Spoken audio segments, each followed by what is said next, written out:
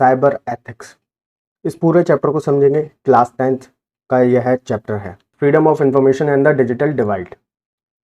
तो freedom of information मतलब public का यह अधिकार है कि वो इंफॉर्मेशन को एक्सेस कर सके।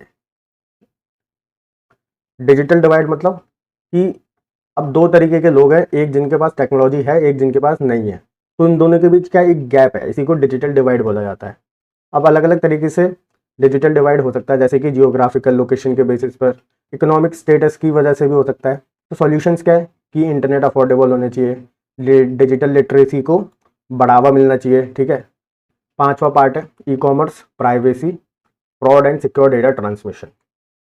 ई कॉमर्स आपको पता ही है, इलेक्ट्रॉनिक कॉमर्स, ऑनलाइन सामान को खरीदना बेचना या जो भी बिजनेस करना। अब उसमें प्राइवेसी क्या है? प्राइवेसी मतलब कि जो हमारी पर्सनल इन्फॉर्मेशन होती है जो हम ऑनलाइन यूज़ करते हैं, ठीक है, जैसे कि मनी, ठीक है, या फिर हमारा कोई भी पर्सनल इन्फॉर्मेशन, आधार कार्ड वगैरह, इन सबको हम यूज़ करते हैं, तो उनकी जो प्रोटेक्शन होती है उसी को प्राइवेसी बोला जाता है, और वो इम्पोर्टेंट भी होती है। फ्रॉड क्या होता है?